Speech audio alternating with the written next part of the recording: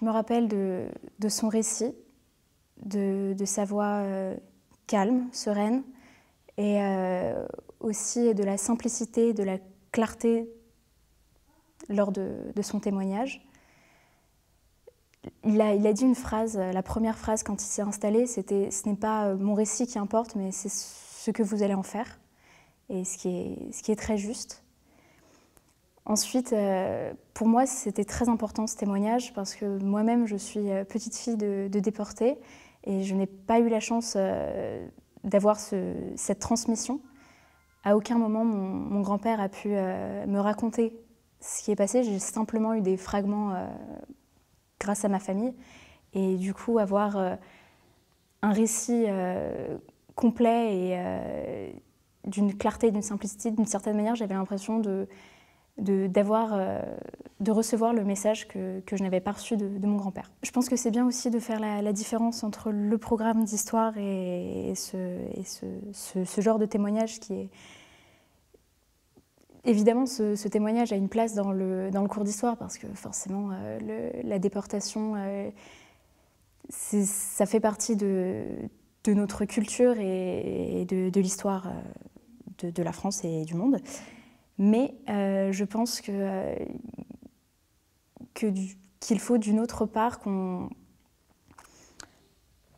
s'intéresse plus au témoignage et qu'on puisse faire la différence justement et la séparation entre le cours d'histoire et un témoignage d'une si grande importance.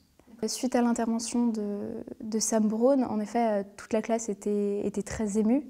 Et forcément, ça a mené à des discussions et à beaucoup de discussions au sujet de cette intervention, de ce témoignage.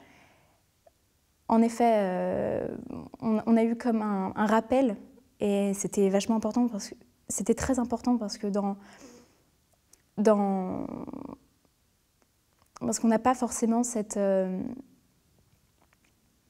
réflexion quotidienne justement sur les événements dans l'histoire, et c'était très important ce témoignage pour nous rappeler de ce que l'homme est capable de faire à d'autres personnes, et en effet ça a relancé le débat.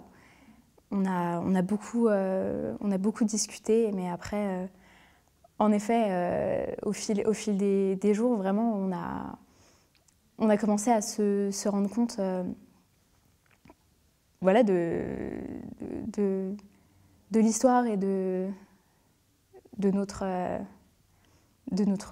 l'histoire de notre histoire, entre autres. Je pense que le témoignage de personnes qui ont elles-mêmes rencontré des déportés est importante, mais je pense aussi qu'on peut créer cette transmission aussi à travers des écrits. Je pense vraiment que ce travail de mémoire doit se faire par l'écrit, parce que la parole va être déformée au bout d'un certain temps, et je pense que si plus tôt on mettra à l'écrit ce qu'on a retenu, mieux le message pourra être transmis.